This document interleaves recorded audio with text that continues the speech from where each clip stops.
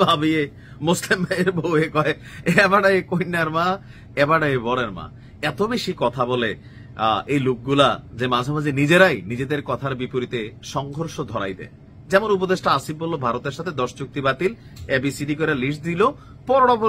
পররাষ্ট্র উপদেষ্টা হিসেবে বলতেছে ভাই একটা ছাড়া তো কোনোটা বাতিলে হয় না, আর যেগুলোর নাম দিচ্ছে এগুলোর অস্তিত্বই নাই।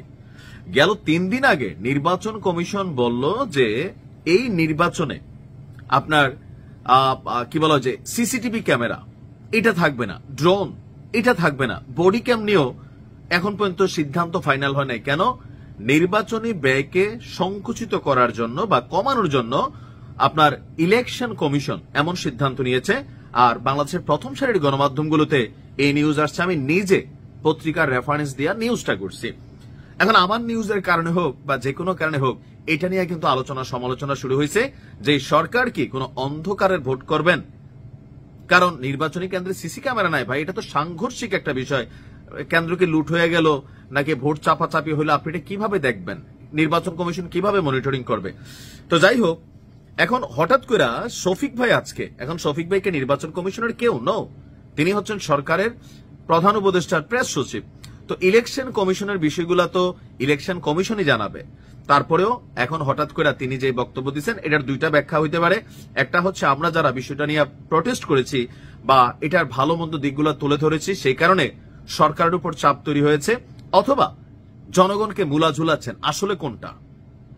দর্শক, আজকে কিছুক্ষণ আগে আমাদের প্রধান উপদেষ্টার প্রেস সচিব শফিক ভাই বলছেন আগামী জাতীয় সংসদ নির্বাচনে দায়িত্বরত পুলিশকে বডি ক্যামেরা প্রদান। এটা ঠিক আছে, এটা এখনো কিন্তু পুরা শতভাগ কনফার্ম হয় না ইলেকশন কমিশনের কাছ থেকে, এটা প্রস্তাবনায় আছে, এটা হয়তো হবে। এরপরে বলছেন নির্বাচন কেন্দ্রগুলোতে সিসিটিভি স্থাপন এবং ড্রোন উড়ানোর চিন্তা ভাবনা করছে সরকার। কিন্তু গেল 3 দিন আগে ইলেকশন কমিশন বলল যে সিসিটিভি স্থাপন এবং ড্রোন উড়ানো ইচ্ছা থাকলেও সম্ভব হচ্ছে না। কেন? কারণ ব্যয়ের একটা বিষয় আছে, এখানে নাকি টাকা পয়সা শর্টেজ আছে। তো এই বিষয়টা আইনগত দিক খতিয়ে দেখা হচ্ছে।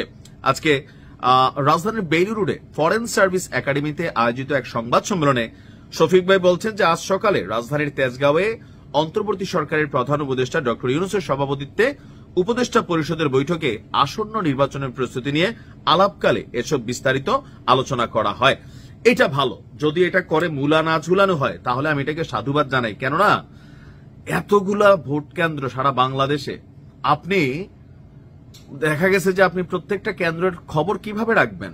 ডিজিটাল প্রযুক্তির যুগ, আপনাকে ড্রোন দিয়ে নজরদারি করতে হবে। কথার কথা, কেউ যদি ভোট বাক্স নিয়ে দৌড় দিয়া বাবা কোথায় যাবা, উপরে তো ড্রোন দৌড়াইতেছে, কারা নিচ্ছে তাদের চেহারা দেখা যাবে, শেষ পর্যন্ত কোথায় নিচ্ছে এটাও বের করা যাবে। ইভেন কোন ভোট কেন্দ্র দখল হইলে ক্যামেরার মাধ্যমে এটার ভিডিও ফুটেজ সাথে সাথে চলে আসবে, সেই কেন্দ্রে ভোট বন্ধ করে দেওয়া যাবে। সো আপনার সহিংসতা হইতে পারে, হওয়ার সম্ভাবনাই বেশি। তো এই বিষয়গুলোকে মাথায় রেখে দরকার হচ্ছে যেন আপনার নির্বাচনটাকে অনলাইনে মানে প্রযুক্তিকে ব্যবহার করে নজরদারি করার জন্য সিসিটিভি ক্যামেরা, ড্রোনের কোনো বিকল্প নাই। আর পাশাপাশি যেটা বডি ক্যাম পুলিশের, এটা খুবই জরুরি। দেখেন, যখন এই কথাগুলো আমরা কই থেকে শুনছি, এগুলো কিন্তু আমি প্রথম ডক্টর ইউনূসকে ধন্যবাদ দিছিলাম যে ঐতিহাসিক একটা সিস্টেম তৈরি করতেছিলেন। সিসিটিভি আগেও ছিল, বাট এইবার যেভাবে পুলিশের বডি ক্যাম ট্যাম সহ সিস্টেমটা দিচ্ছে আমার কাছে ভালো মনে হয়েছে। কারণ আমরা দিন শেষে দেখেন নির্বাচনে কে জিতে ফ্যাক্ট না, জরুরি হচ্ছে একটা সুষ্ঠু নির্বাচন হোক, জনগণ যেন নির্বিঘ্নে ভোট দিতে পারে। এখন শহরের কেন্দ্রগুলোতে নির্বিঘ্নে হলেও গ্রামের প্রত্যন্ত বিভিন্ন অঞ্চল আছে যেখানে আসলে নজরদারিটা এই লেভেলে নাই, সাংবাদিক ক্যামেরা ওইরকম যায় না, ওইখানে কিন্তু ভোটের খেলা হয়ে যায়, মার্ডারও হয় বিভিন্ন জায়গায়। সো এটা ভালো উদ্যোগ ছিল। এখন শফিক ভাইকে আমাদেরকে মুলা ঝুলাচ্ছেন নাকি আসলেই হবে? কারণ ইলেকশন কমিশন তো, আমি 3 দিন আগে নিউজটা করছি, এখন পর্যন্ত আমি ইলেকশন কমিশনের কোনো বক্তব্য আলাদা পাই নাই, হয়তো আমার নজরে পড়ে নাই, অথবা শফিক ভাই মার্কেটকে শান্ত রাখার জন্য তিনি হয়তো এই বক্তব্যটা দিচ্ছেন। বাট আমি মনে করি এটা বাস্তবায়ন হওয়া উচিত। ভালো থাকুন।